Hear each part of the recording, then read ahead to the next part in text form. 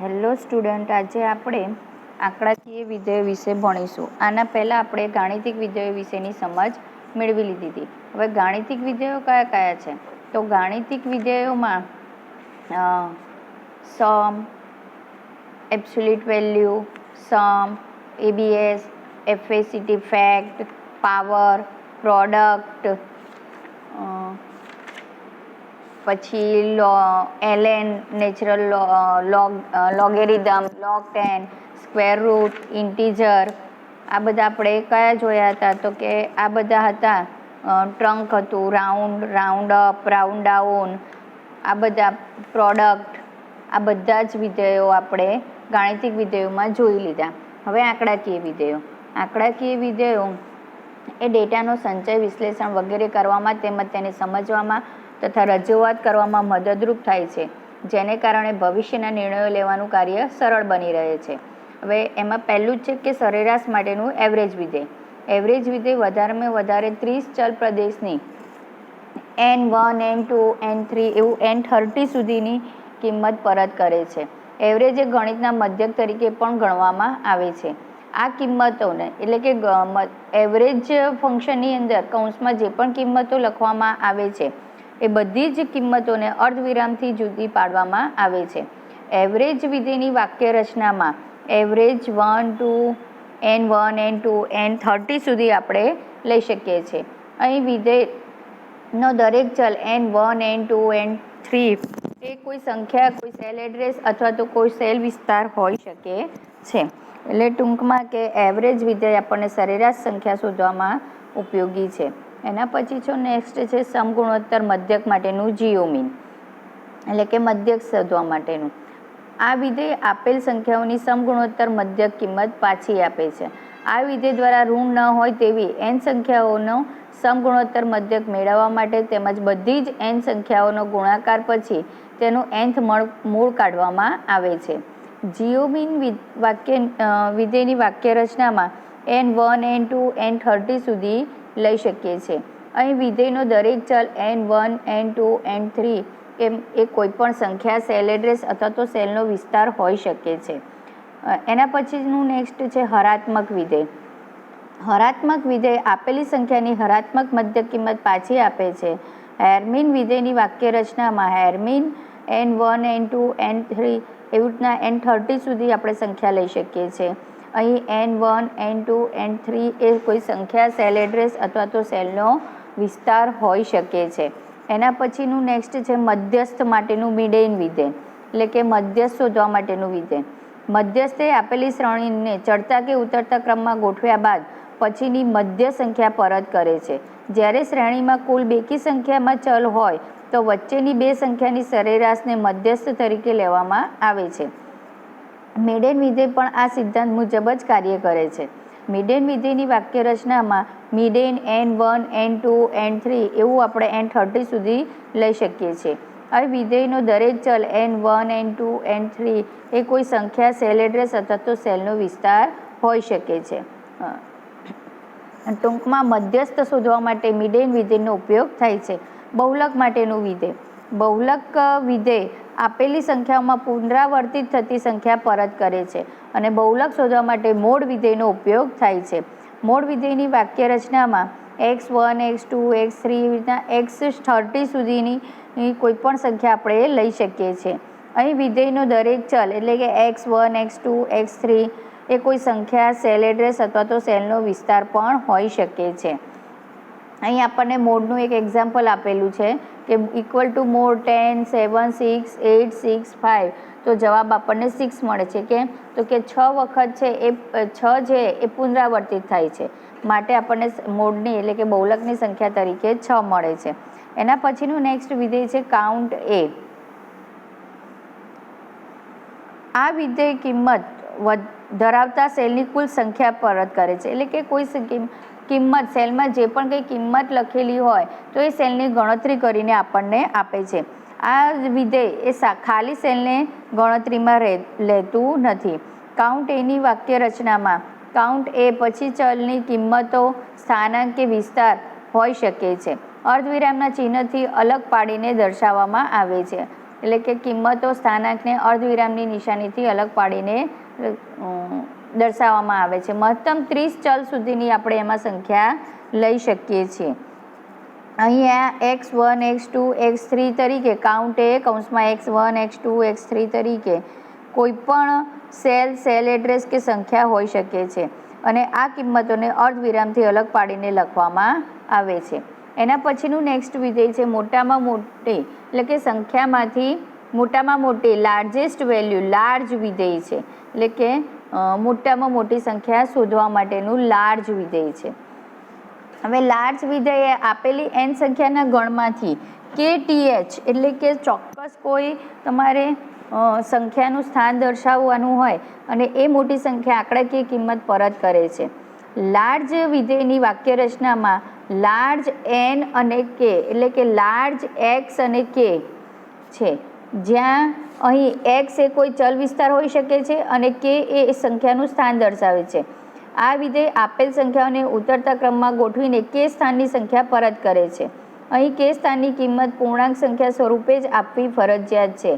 k સ્થાનની કિંમત 0 અથવા તો આપેલ સંખ્યાના ગણની કુલ સંખ્યા કરતાં વધારે પણ ન હોવી જોઈએ. એટલે આપણે જેટલી કૌંસમાં સંખ્યા લખી છે એ સંખ્યા અથવા શૂન્ય હોઈ શકે છે. અહીં આપણને એક ઉદાહરણ આપેલું છે કે 10 છે, 7 છે, 6, 8, 6, 5.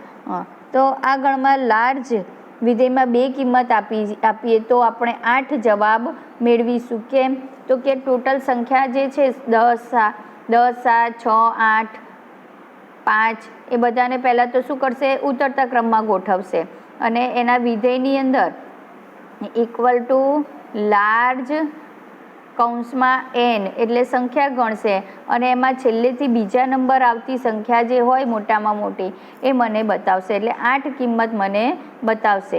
એવી જ રીતે સેમ સ્મોલ માટેનું છે કે નાનામાં નાની કિંમત. સંખ્યાના ગણમાંથી kth નાની કિંમત દર્શાવતું વિધેય સ્મોલ વિધેય આપેલ સંખ્યા x સંખ્યાના ગણમાંથી kth નાની આંકડાકીય કિંમત પરત કરે છે. સ્મોલ વિધેયની વાક્ય રચનામાં ઇક્વલ ટુ સ્મોલ x અને k છે, જ્યાં x એ અમુક કિંમતો ધરાવતી સેલ વિસ્તારનો નિર્દેશ કરે છે અને k એ સંખ્યાનું સ્થાન દર્શાવે છે. જ્યારે k એ સંખ્યાનું સ્થાન દર્શાવે છે. આ વિધેય આપેલ સંખ્યાઓને ચડતા ક્રમમાં ગોઠવીને k સ્થાનની કિંમત પરત કરે છે. લાર્જ હોય તો ઉતરતો ક્રમ અને સ્મોલ હોય તો ચડતો ક્રમમાં ગોઠવે છે. અહીં k સ્થાનની કિંમત પૂર્ણાંક સંખ્યા સ્વરૂપે જ આપવી ફરજિયાત છે. k સ્થાનની કિંમત 0 અથવા તો આપેલ સંખ્યાના ગણની કુલ સંખ્યા કરતાં વધારે ન હોવી જોઈએ. અહીંયા આપણને એક ઉદાહરણ આપેલું છે કે 10, 7, 6, 8, 6 અને 5માં કિંમત તરીકે આપણને 7 મળે છે. કેમ? તો કે આપણે 4 કિંમત આપી છે એટલા માટે આપણને સૌથી નાનામાં નાની સંખ્યા 7 મળે છે. રેન્ક સંખ્યાઓની યાદીમાંથી આપેલ સંખ્યાઓને રેન્ક દર્શાવતું વિધેય. રેન્ક વિધેય આપેલ સંખ્યાઓના ગણમાંથી આપવામાં આવેલ સંખ્યાનો ક્રમ એટલે કે રેન્ક પરત કરે છે. રેન્ક વિધેયની વાક્ય રચનામાં રેન્ક નંબર, સેટ અને ઓર્ડર, નંબર, સેટ અને ઓર્ડર.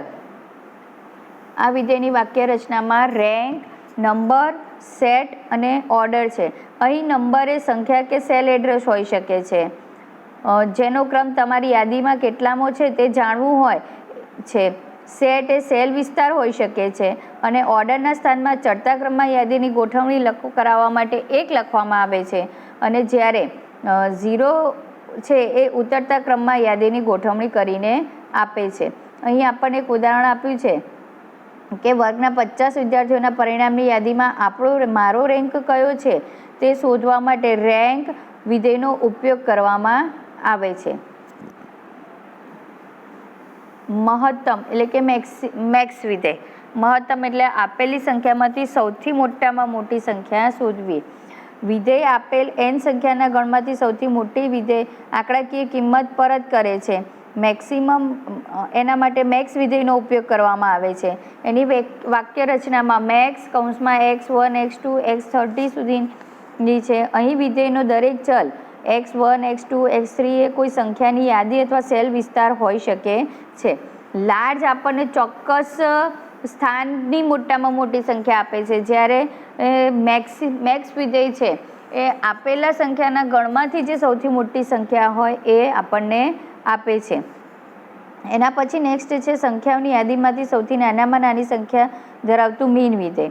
આ વિધેય આપેલ n સંખ્યાના ગણમાંથી સૌથી નાનામાં નાની આંકડાકીય કિંમત પરત કરે છે. મીન વિધેયની વાક્ય રચનામાં x1 x2 x3 x એવી રીતના આપણે x30 સુધી લઈ શકીએ છીએ. આ વિધેયનો દરેક ચલ x1 x2 x3 એ કોઈ સંખ્યાની યાદી અથવા સેલ વિસ્તાર પણ હોઈ શકે છે. એટલે હવે અહીંયા આપણા આંકડાકીય વિધેયો પૂરા થાય છે. આંકડાકીય વિધેયોમાં કયા કયા વિધેયોનો સમાવેશ થાય છે? તો આંકડાકીય વિધેયમાં સરેરાશ માટેનું એવરેજ, સમગુણોત્તર માટેનું જીઓમીન, હરાત્મક ગુણોત્તર માટેનું હેરમીન, મધ્યસ્થ માટેનું મીડેન, બહુલક માટેનું મોડ, કાઉન્ટે ખાલી સેલની ગણતરી કરવા માટેનું વિધેય, લાર્જ મોટી કિંમત ચોક્કસ સ્થાનની મોટી કિંમત પરત કરતું વિધેય, સ્મોલ ચોક્કસ સ્થાન પરની નાની કિંમત પરત કરતું વિધેય, રેન્ક એટલે ક્રમ નંબર જાણવા માટેનું વિધેય, મેક્સિમમ આપેલી સંખ્યામાંથી સૌથી મોટામાં મોટી સંખ્યા શોધતું વિધેય, અને મીન એટલે કે આપેલી સંખ્યામાંથી સૌથી નાનામાં નાનું સંખ્યા શોધતું વિધેય. ટૂંકમાં આપણે આંકડાકીય વિધેયમાં average, geomean, harmean, median, mode, count, large, small, rank, max અને મીન વિધેયનો સમાવેશ કરીએ છીએ. હવે એના પછીનું નેક્સ્ટ છે નાણાકીય વિધેય. નાણાકીય વિધેય એક જ છે NPER. નાણાકીય વિધેય એક જ છે NPER. માસિક હપ્તાની રકમ, રોકાણોના ભાવિ કિંમત, લોનનો ઘસારો વગેરેની ગણતરી કરવા માટે કેલ્સીના નાણાકીય વિધેયો ખૂબ જ મદદરૂપ થાય છે. NPER એક આવું જ એક નાણાકીય વિધેય છે. હવે એક અહીંયા આપણને એક્ઝામ્પલ આપેલું છે કે જેમાં રમેશે 1 લાખની લોન 7.5 એટલે 7.5% વ્યાજ દરે લીધેલ છે. જો તે વાર્ષિક 12,000 હપ્તે લોન પરત કરે તો કેટલા વર્ષે લોનની ચૂકવણી કરશે? આ પ્રશ્નના જવાબમાં NPER વિધેયનો ઉપયોગ કરવામાં આવે છે, જેમાં નંબર NPERમાં ઇન્ટરેસ્ટ, ઇન્સ્ટોલમેન્ટ, લોન, ફ્યુચર અને ટાઈપ છે. અહીં ઇન્ટરેસ્ટ એ વ્યાજનો દર જાણવાનો રહે છે, ઇન્સ્ટોલમેન્ટ એટલે હપ્તાની રકમ હોય છે, લોન એટલે ઉછીની લીધેલ રકમ જાણવાની રહે છે, અને ફ્યુચરમાં છેલ્લે કેટલો હપ્તો ચૂકવ્યા પછી એની રકમ જણાવવી પડે છે. સામાન્ય રીતે ઉછીની લીધેલી રકમની પૂરેપૂરી ચૂકવણી કરવાની હોય, ફ્યુચરનો ઉપયોગ કરવાનો આવતો નથી. ટાઈપમાં હપ્તાના સમયગાળા પહેલાં ચૂકવણી કરવામાં આવે છે તો નહીં જણાવવાનું રહે છે. જો સમયગાળાની પહેલાં હપ્તો આપવાનો હોય તો ટાઈપની કિંમત 1 રાખવામાં આવે છે, નહીં તો ટાઈપની કિંમત 0 રાખવામાં આવે છે. જો સમયગાળાની પહેલાં હપ્તો ભરવામાં નિષ્ફળ જવાય તો વધારે વ્યાજ ચૂકવવું પડે છે. એના પછી નેક્સ્ટ છે નિર્ણય લેવા માટેના વિધેયો. મેકિંગ ડિસિઝન, જેના માટે ઇફ વિધેયનો ઉપયોગ થાય છે. જે વિધેય કેટલાક પ્રકારના નિર્ણયો લેવા સક્ષમ હોય તે વિધેય ચાલક વિધેય કહેવાય છે. કેલ્સી આવા પ્રકારના કાર્યો માટે શરતી વિધેયો ધરાવે છે, જે પૂર્વનિર્ધારિત શરતોને આધીન નિર્ણય લઈ શકે છે. કેલ્સીના વિવિધ શરતી વિધાનોમાં ઇફ વિધેય સૌથી વધારે પ્રખ્યાત છે.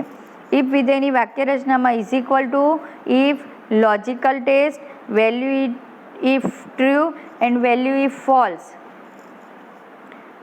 અહીં લોજિકલ ટેસ્ટમાં આપણે જે શરતની ચકાસણી કરવાની હોય તે લખવામાં આવે છે. કેલ્સી પદાવલીની ગણતરી કરે છે. જો પરિણામ સાચું હોય તો વેલ્યુ ઇફ ટ્રુ વિભાગમાં દર્શાવેલ કિંમત કરે છે, અન્યથા વેલ્યુ ઇઝ ફોલ્સ વિભાગમાં દર્શાવેલ કિંમત પરત કરે છે. અહીંયા આપણને એક ઉદાહરણ આપ્યું છે. જો તમારા ગુણ 35 અથવા એના કરતાં વધુ અને 48 કરતાં ઓછા હોય તો પાસ વર્ગ મળવો જોઈએ. જો તમારા ગુણ 48 કરતાં વધારે અને 55 કરતાં ઓછા હોય તો સેકન્ડ નંબરનો વર્ગ મળવો જોઈએ. જો તમારા ગુણ 50 જેટલા અથવા એના કરતાં વધારે હોય અને 60 કરતાં ઓછા હોય તો તમારે ફર્સ્ટ વર્ગ મેળવવાનો છે. એના માટેની અહીંયા કેટલીક તાર્કિક શરતો આપણને આપી છે.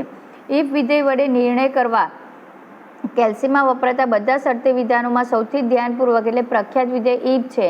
આ વિધેયમાં 3 ચલ હોય છે, કે ટેસ્ટ, ટ્રુ અને ફોલ્સ. ટેસ્ટ પદાવલી ચલ તમારે જે શરતની કસોટી કરવાની છે તેનો નિર્દેશ કરે છે. કેલ્સી પદાવલીની ગણતરી કરે છે અને જો પરિણામ સાચું હોય તો ટ્રુ વિભાગમાં દર્શાવેલ કિંમત પરત કરે છે, નહીં તો ફોલ્સ વિભાગમાં દર્શાવેલી કિંમત પરત કરે છે. અહીંયા પણ એક વેલ્યુ આપી છે A2 less than B2. Value at A2 is greater, value is at B2 is greater. એટલે કે બેમાંથી કઈ સંખ્યા મોટી છે તે દર્શાવવા માટેનું અહીંયા આપણને એક વિધેય આપેલું છે.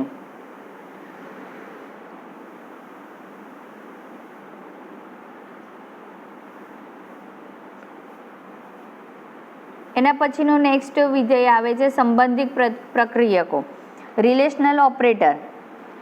ઈફ વિધાનમાં ચકાસણી માટે નીચે દર્શાવ્યા મુજબના સંબંધિત પ્રક્રિયકોનો ઉપયોગ કરવામાં આવે છે. એટલે કે અહીંયા જે સંબંધિત પ્રક્રિયકો રિલેશનલ ઓપરેટર આપ્યા છે એનો ઉપયોગ કરી અને આપણે ઈફ વિધાનની શરતો બનાવી શકીએ છીએ. એમાં પહેલું છે ઇક્વલ ટુ, એટલે બંને સંકાર્ય એટલે ઓપરન્ટ્સ સરખા છે કે નહીં તે ચકાસવા માટે. પછી બીજું છે લેસ ધેન, કે પ્રથમ ઓપરન્ટ્સ અને બીજા ઓપરન્ટ્સ કરતાં નાનો છે કે નહીં તે ચકાસવા માટે. લેસ ધેન એટલે ના કરતાં નાનું હોવું. ગ્રેટર ધેન ના કરતાં મોટું હોવું. પ્રથમ ઓપરન્ટ્સ બીજા ઓપરન્ટ્સ કરતાં મોટો છે કે નહીં તે ચકાસવા માટે. Less than or equal to, પ્રથમ ઓપરન્ટ્સ બીજા ઓપરન્ટ્સ કરતાં નાનો અથવા બરાબર છે કે નહીં તે ચકાસવા માટે less than or equal to બતાવે છે. એટલે કે ના એના જેટલો અથવા એના કરતાં નાનો. Greater than to or equal to એટલે કે પ્રથમ ઓપરન્ટ્સ બીજા ઓપરન્ટ્સ કરતાં મોટો અથવા બરાબર છે કે નહીં તે ચકાસવા માટે. એટલે ગ્રેટર ધેન ઇક્વલનો એટલે કે એના જેટલું અથવા એના કરતાં મોટી કિંમત. અને નેક્સ્ટ છે not equal to, different from. Different from માટે નોટ ઇક્વલ ટુ એટલે બંને ઓપરન્ટ્સ સરખા નથી તે ચકાસવા માટે એનો ઉપયોગ થાય છે. હવે એના પછીના નેક્સ્ટ છે તાર્કિક વિધેયો, એટલે કે લોજિકલ ફંક્શન. લોજિકલ ફંક્શનમાં ટ્રુ, ફોલ્સ, નોટ, એન્ડ અને ઓર આ 5 વિધેયનો સમાવેશ થાય છે. એમાં પહેલું છે કે ટ્રુ. આપેલ વિધેય કિંમત ટ્રુ પરત આપે છે, એટલે કે કિંમત 5 તરીકે ટ્રુ ખરું છે. આ વિધેયની વાક્ય રચનામાં ટ્રુ અને કૌંસમાં વિધેય લખવાનો હોય છે. ફોલ્સ, આ વિધેય આપણને ફોલ્સ કિંમત પસંદ કરે છે. નોટ વિધેય તાર્કિક કિંમતને તેનાથી વિપરીત બનાવે છે. નોટ વિધેયમાં ફોલ્સ બદલાય અને ટ્રુ બને છે, એટલે કે ફોલ્સ બદલાય અને ટ્રુ બને, ટ્રુ બદલાય અને ફોલ્સ બને છે. અહીંયા આપેલું છે કે નોટ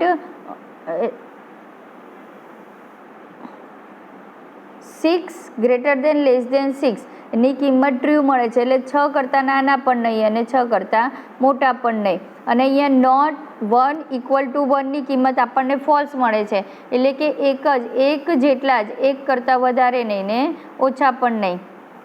એના પછીનું એન્ડ છે. બધી શરતોનું પરિણામ ટ્રુ આવે છે તો જ એન્ડ વિધેયનું પરિણામ પણ ટ્રુ મળે છે. એન્ડની વાક્ય રચનામાં એન્ડ કન્ડિશન 1, કન્ડિશન 2 એટલે મેક્સિમમ આપણે 30 કન્ડિશન સુધી એમાં લખી શકીએ છીએ, કે એન્ડ પછી આપણે 30 શરતો સુધી લખી શકીએ છીએ. એના પછી છે ઓર વિધેય, અથવા આપેલ શરતોમાંથી ઓછામાં ઓછી એક શરતનું પરિણામ ટ્રુ આવે તો જ ઓર વિધેયનું પરિણામ પણ ટ્રુ મળે છે.